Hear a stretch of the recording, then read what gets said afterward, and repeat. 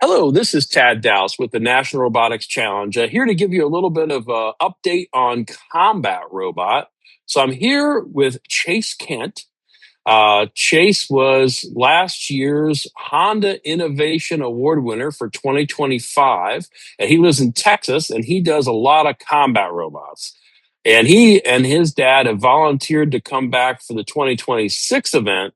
And he's not going to enter this year, but he's going to come back to help, to kind of be a resource, and also to make sure that our combat robot program is safe for everyone. And so I wanted to get Chase. Chase, if you want to talk a little about yourself and kind of what you've done with combat robots, that'd be great.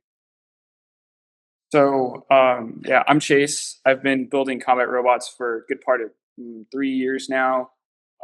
Been competing all over the country, all over the world. I have a lot of experience with a bunch of different tournaments and fighting. So I have a few robots here. I've been fighting 1 pound and 3 pound robots and some plastic ants. So I'm just going to demonstrate a few of the things that you can do to make sure your robots don't hurt anybody. They only hurt other robots. Right. And that's Chase was new to the NRC last year and obviously came in a big way, winning the Honda Innovation Award right off the bat.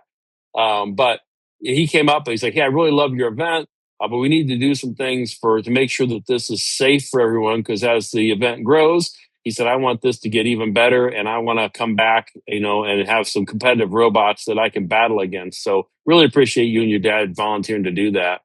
I want to go through a few questions that come up for teams, especially new teams, that they struggle with or don't think about when they're building their combat robot. And the first one is our Rule 7.4.1, which is radio systems need to stop all the motion on the robot, the drive, and the weapon if the transmitter loses power. So I know the issue would be to kind of explain to folks that are watching what's the problem. Well, if I'm driving the robot and I drop my transmitter, the battery falls out. I mean, anything could happen where that loses signal, or there's interference that interferes with my signal to the robot, and now there's nothing controlling the robot. We want that to shut off and not just be wild inside of our battle box. So what strategies are you use to make sure that those robots can shut off if the radio is turned off?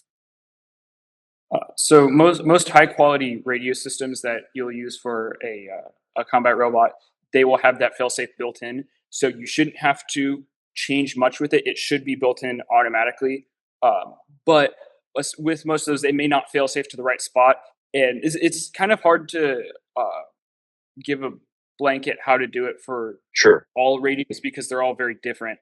But most of the time, if you Google, say, like Radio Master MT12 how to set failsafe, you'll be able to find plenty of YouTube videos on exactly how to do it for that specific transmitter. Usually, if it has a screen or a menu, you can go and search through all the settings, and you'll be able to find failsafe, and then you can set that for each one of the channels, and that way it'll be able to shut off. I think the biggest issue I've seen at most of the tournaments is not your transmitter shutting off; it's it losing signal. I've seen plenty of robots disconnect and just not reconnect.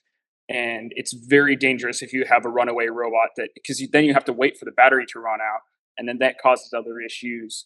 You could damage the other robot, you could damage the arena. So yeah, so make sure that our teams, before they come to the NRC, right, they should get their radio out. It's really easy to test. You turn the weapon on or drive the robot, and you shut the power off on the radio, right? And if it stops, you're good. Right? It's working. If it doesn't stop, you've got a problem, and you need to make some changes to that and figure out how to get that fixed before you come to the NRC. one thing I do want to suggest, if you're testing this, you can leave your weapon motor on, take the weapon off, because you don't want, Right. if it does have an issue, you don't want, it's even worse to have a runaway robot outside of an arena. So you want to test that without the weapon on. That way you can, if it disconnects, you can safely go and turn your robot off without having to worry about a spinning weapon or anything like that. So Yeah, that's a great point, Chase. We talked about this a little bit as well, that at the NRC, and really just best practice all the time, if you are testing your robot, you shouldn't be just testing it on the floor in your classroom, right? You should be in some kind of an enclosure, whether it be just a box that's on the ground, 3/4 inch plywood. That way, if the robot gets away, it has something it's going to hit before it runs into someone or something in your lab and damaging it. The other big thing I've seen that you want to do is, especially when you're spinning weapons, you want to have a full enclosure or something between you and the weapon, because especially with plastic ant weights, uh, they are basically the plastic ant weight weapons are basically frag grenades. If they break, they will shatter and send little sharp pieces of plastic everywhere, uh, and you can really hurt yourself with that. It's it can that's something you want to be careful with, because you think the plastic weapons are much less scary than metal weapons. I would honestly be more worried about spinning a plastic ant weight outside of an arena than a beta weight, just because they shatter so easily, and I've seen people get hurt with that, and I don't. It's something that you really don't want to happen. Really don't want to Yeah. have happen. So Yep, that's right. You always be in some kind of an enclosure, right? If you have a top on it, or be far enough back that you won't have to worry about anything. The other thing we should always bring up to folks is anytime you're working in a lab, anytime you're working with your robot, uh, at the event, in the pit, in anytime, you should be wearing safety glasses, right? Because that's it's a good. probably the number one injury. You can get your finger cut or something. That's not the end of the world. It's not great, but it's not the end of the world. But if you get something in your eye, that's going to be damage that could be a lifelong issue. So we'll make sure people know that. So yeah, great point. So that's the first question. The next one we want to talk about is 9.3 in our rule set and our contest manual, is the electric power drive systems. Anything that can cause bodily injury, any active weapon, right, must have a manual disconnect that can be deactivated within 15 seconds without endangering the person who's shutting it off. So, how do you solve that problem? So for most of my robots, I use the FingerTech power switch. It's a super good switch. Let me open up one of my robots so I can show it off. Actually, so here, so basically, it's a screw switch. So if you leave the little screw here exposed, if you take a screwdriver and then turn it, tighten it, then the robot turns on. And then if you loosen it, that will manually disconnect all of the electrical systems. That way, if you just have that sitting out somewhere on the robot, then it's super easy to. It's a very powerful switch. It'll work for 1 pounder and 3 pounders. So yeah, I'm going to open up one of the robots so I can show it on the inside and how you want to wire it. One thing our teams sometimes do is they just leave the power for the battery outside of the robot. They say, "Oh, I'll just disconnect it." We really don't want to have that connector, the battery connector outside the robot, because now you've got the wires outside the robot. And now we've got another issue, right? We're going to have shorts. So we want to have this extra switch in the positive leg of the power supply from the battery to your robot so we can disconnect. So, yeah, show us what that looks like. So this is the power switch. Also, so interesting point. So it is debated between a bunch of people whether or not you want to have it on the positive or the negative side. Oh, okay, yeah. It's kind of just a personal. So there's a few ways. I can't remember the arguments, but there's different arguments for both. They're both just as safe. They just have their own pros and cons. I can't remember the specifics off the top of my head. Yeah, it probably doesn't so really matter, right? As long as yeah, it's breaking that circuit, it doesn't matter which side it's on, as long as it works. yeah. So this is, let's see if I can show. This is what the power switch looks like. You can see it's between the red wires of my battery. So this one is from the battery. No, this one here is from the battery on the bottom. Then this one goes to the ESC here, and then this goes to the rest of the ESCs. So basically, you just want this right here to be in between in either one of the wires coming from the battery. And then whenever I don't have a battery in this, so whenever it's loosened, then these wires will be disconnected, and then whenever it's tightened, then they'll be connected. And that way, that will be your manual disconnect. And that way, it's an on-off switch, but it also is a physical thing preventing your weapon from spinning up. So that's super nice. That's great. Yeah, and it makes it easy to get to. One thing is where you position that on the robot. You want to think about that. teams as you're designing your robot, because obviously if that switch is right in front of the weapon, that's not going to be great, because now if the weapon's running, I've got to somehow stop the weapon before I can get to that switch. So having it on the back, away, so I could, hold the robot, get in there and shut that off, would be really great. So yeah, definitely want to add one of those switches. I'll put a link to that in the video in the comments to that particular switch. So if you don't have that in your robot yet, you can add that. So 9.4, we talked about this just a little bit a second ago, is all efforts should be made to protect the battery terminals from a direct short and cause a battery fire. We see that a lot in combat, right? The battery gets hit and then you've got smoke. So Not. what kind of things do you do to make sure that your battery is protected as best as you can on your combat robot? Um, That's a good question. So, it's you kind of just want to armor it just like any other part of the electronics. I'm trying to think. I haven't really like you do. It is something you want to protect more than like an ESC or something, because if that gets sniped, then you can just replace the ESC. But if a battery gets sniped, then it will likely burn other parts of your electronics. So Mm, usually just have it well armored. Like I have a minimum of like 2 millimeter carbon fiber between any part of the robot and the battery. I have some pretty thick back armor that to prevent that.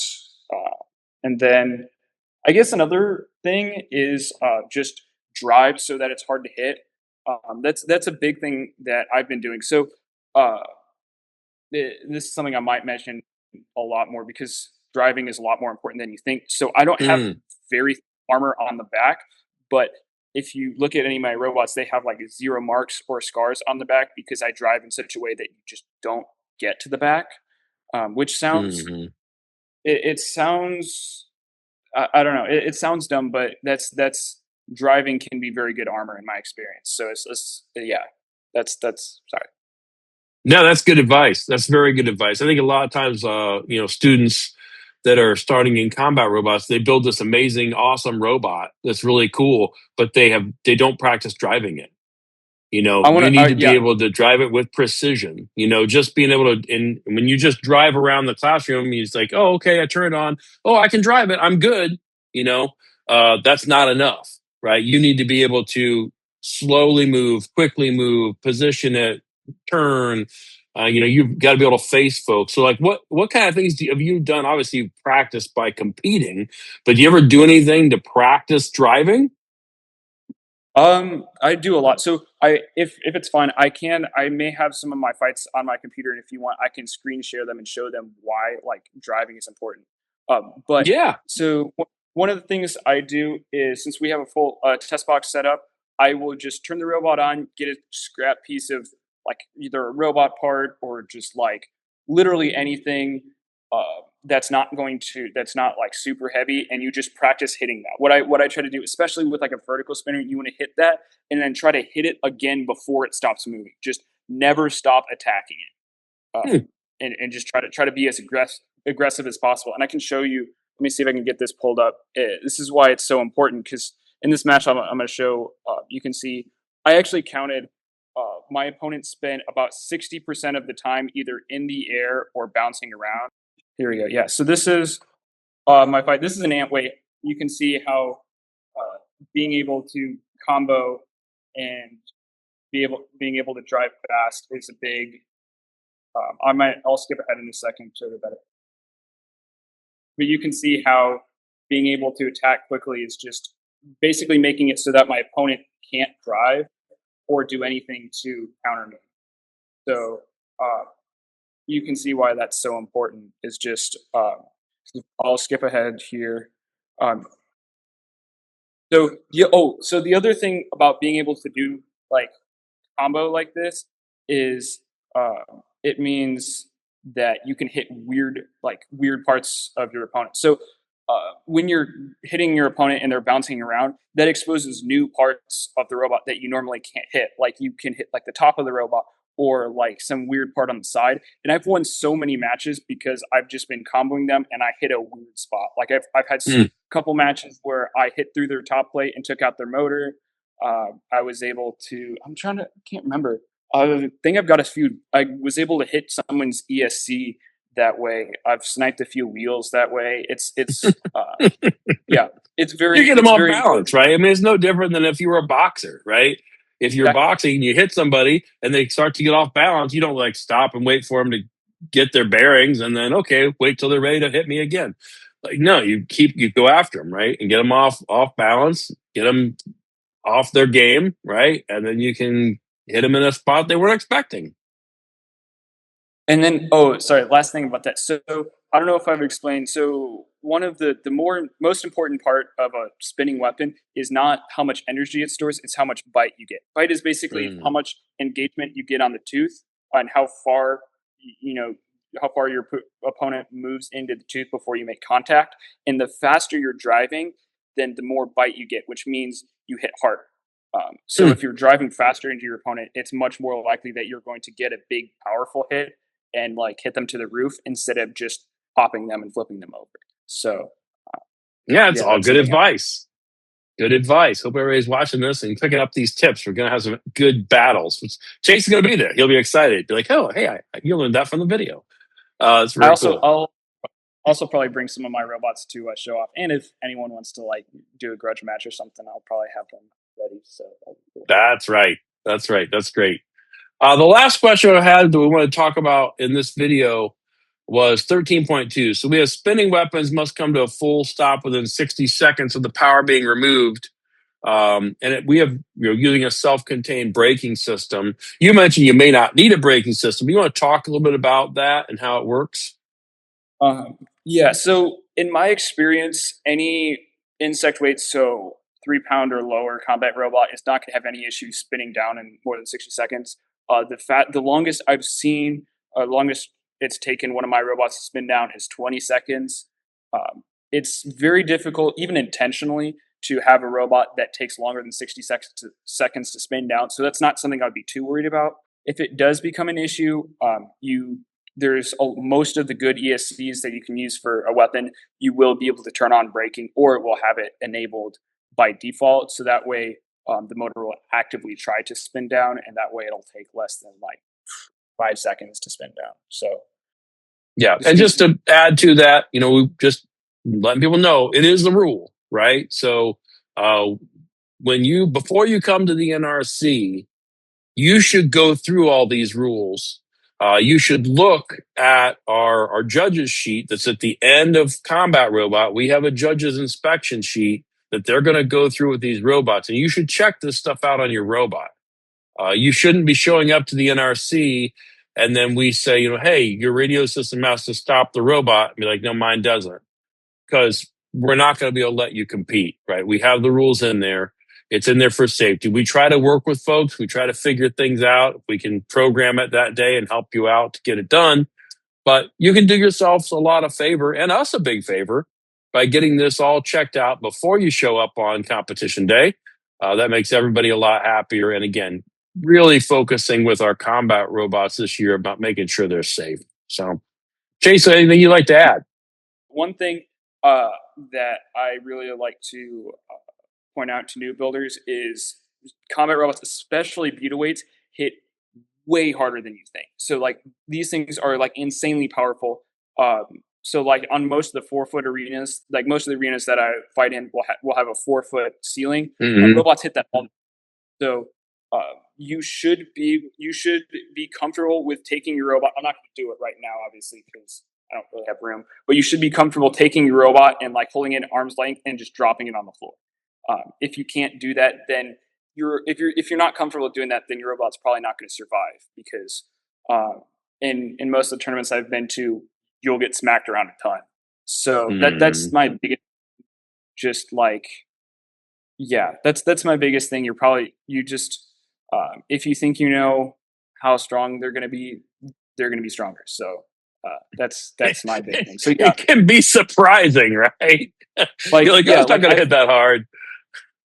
I've hit I've hit the roof and made my opponents hit the roof way more times than I can count. Even in ant weight, like this little guy, uh, it's a full combat ant, not a plastic ant weight, but this guy will send up Mm-hmm. robots to the roof all the time. So It doesn't have a battery or any wires in it. So yeah, this yeah. So sorry for the record. I don't have a battery or anything in this, so I don't need a weapon lock. You Right. should. I Either way, you should have at least like two things in between it powering on. So power switch and then no battery, or like power switch and then weapon lock and stuff like that. So yeah.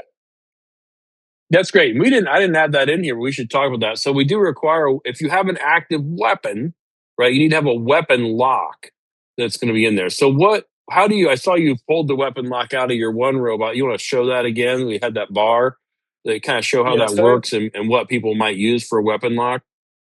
I'll show you a few different things. So I have robots. I have two robots, two different weapon locks. So basically, the weapon lock is something that will physically, like visibly and physically prevent a weapon from spinning up. So right now, I have a quarter-inch metal bar and preventing my beater from spinning up. So it's not going to be able to spin up in either direction because the Hmm. bar will be there. And ideally, you do want to test that just to be sure that it's actually going to be safe. But you want it to be very obviously keeping it from spinning up. This is the other weapon lock I have. It's a little bit less visible, so ideally you would make this in like a bright color or something. So I have this blue piece here that sticks into the weapon, and that will prevent it from spinning up here. So it hits the blue thing and it stops, and that way it can't spin up. And ideally you don't want you don't want like friction to be the thing holding it in. You want it to be like a physics. Yes. You want to have to be able to break your weapon lock, or like if you don't pull it out, you want to have to be able to break it to have the weapon be able to spin. So Right. if A you can like physical barrier, right? It's not just like we've seen somewhere people take like a clamp and they clamp onto it, right? That's really not a good weapon lock because it can slide out of the clamp. So we really want a yeah. physical piece, a barrier that's in the way, and a Yeah. barricade, you know. So NHRL is the biggest, one of the biggest 3 pound, 12 and 30 pound tournaments. Their rules are if you have a clamp, it has to like touch the other side of the clamp. So if you're using There a you clamp go. on like this thing, you want it to be able to go through because that way it still can't spin up. But Yep. uh, if you're just like grabbing onto the side, that's not that sturdy, and you want to have something else. One thing that we are not going to tolerate at the NRC is any spinning of weapons or running of robots in the pit area. So if you have a combat robot and you need to test something, then you need to come over to the arena and wait for a break in the action, and we'll put you in there so you can test. We don't have a test box yet, but we might have one by the time we have the NRC. So if we have a test box that's designated, we'll let you know and you could test in that. But the idea is we should never be powering on our robot in the pit area. It should only be powered on, weapon lock only removed when we are getting ready to battle, right? Yeah, and I think so. The biggest thing is if you are spinning a weapon in the pits, that's an immediate disqualification. Just because it sounds harsh, but it's so easy. Like it's crazy dangerous. Even if the weapon isn't gonna like explode, it's still like having a head saw just turned on and running and sitting up where people can step on it. That's what I would liken it to. And yeah, so it's relatively easy to make sure that doesn't happen. Just leave your weapon lock in and don't turn it on until you're like loading in. So yeah, Right. Right. Yeah. And again, we're really tightening up this year to, again, stressing that with these videos to make sure people know what the rules are. One other thing I'll mention is, make sure you have spare parts, right? Because if you're in combat, robot is probably going to get damaged. So bring spare parts. So I know you probably bring a whole nother robot as far as spare parts, but how many spare parts would you say you need in a tournament of things that you're like, hey, this is probably going to break? Is there any kind of ballpark that you kind of do when you go to an event? so it does depend on the size of the tournament and like how many fights I'm gonna have, how how dangerous are the robots? How many can I fit on the plane? Sometimes. But Right. my biggest thing is I want to have at least two spares of everything. So for most robots, I will take one. Because I'll take two robots. I do that for two reasons. One, because if one breaks, I can just switch over to the other one. The other one, because most tournaments, NRC doesn't allow this anymore, but most tournaments you're able to switch like front attachments and stuff on your robot. So I'll have one with one set of front attachments. So like one for a vertical spinner and then one for a horizontal spinner. You can't do that at NRC anymore, but it is still super helpful to have two different robots, because then say your robot gets totaled, like your lipo gets hit and your entire wiring harness is dead, then you just switch over to the other robot. Uh, and yeah, that way you can survive at least two full robot destructions, and then yeah, it also depends on what part you're bringing spares for. So I will bring like a bunch of wheels because they get Mm. hit pretty often, and they wear out pretty quickly. But then something like an internal rail, or like a big structure piece, like generally you're not going to need very many spares of that.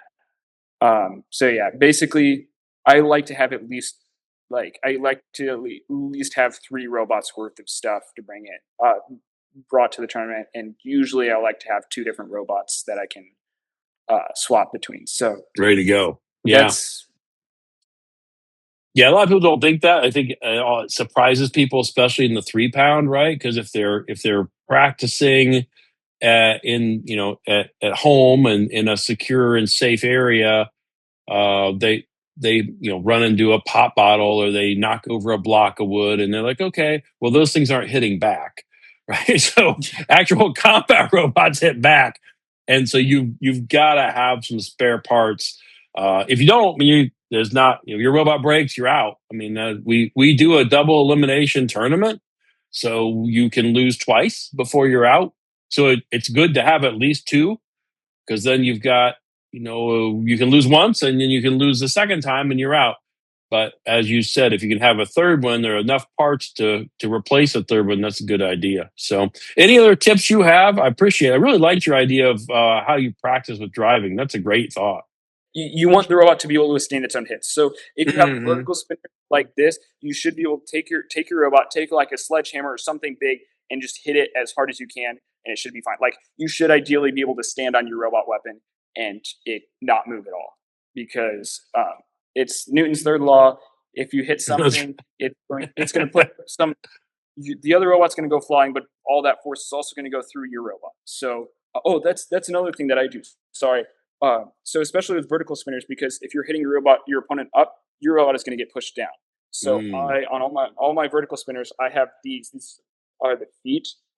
These, as soon as the yeah. robot hits something, these get pressed into the ground, and then these act as really nice supports.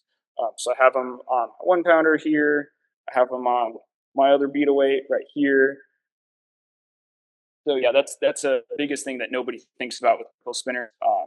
You hit them up, you're getting pushed down. So I've seen people bend wheels, or like bend wheel mounts and stuff like that, because they forgot to do that. So that's Yeah, that's something I would that's great definitely recommend. advice. Even with horizontal spinners, like your robot is getting like, if with a horizontal spinner, if you hit someone, they go this way, you go this way. Hmm. You're still going to have to make sure your weapon doesn't get thrown off, because it needs to be able to withstand that. So yeah, sorry.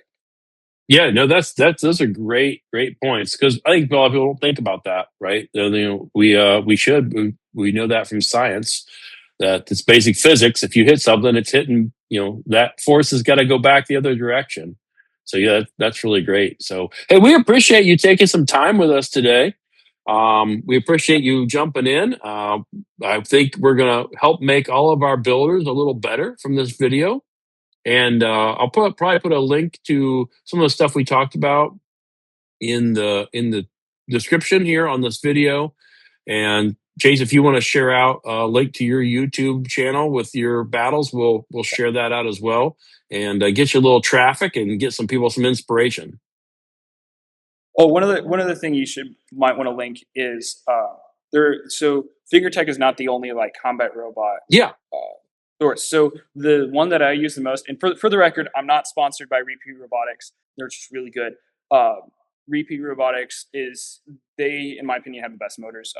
So Repeat Robotics and Just Cause Robotics are the biggest competitors for Beetle weights. I'm a little bit more partial to Repeat Robotics just because I've used them more, but they're both solid. Basically, they have really solid combat robot. They have good drive motors, so you can mount your wheels directly to them and not have to worry about them breaking all the time. And they also have weapon motors, so you can do like for belt drive and for hub motor and stuff like that.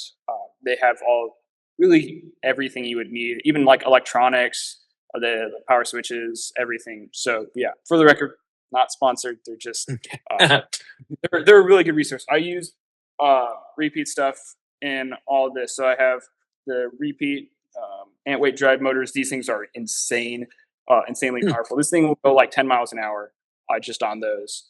And then I'll use Repeat weapon motor here, Repeat Pro drive motors for this. I don't know what that squeaking is. I need to figure that out. But yeah, so that's something I would definitely look into. Sorry. No, Yeah, that's great. sorry. Yeah, that's good because a lot of times people are new to this, right? Especially teachers.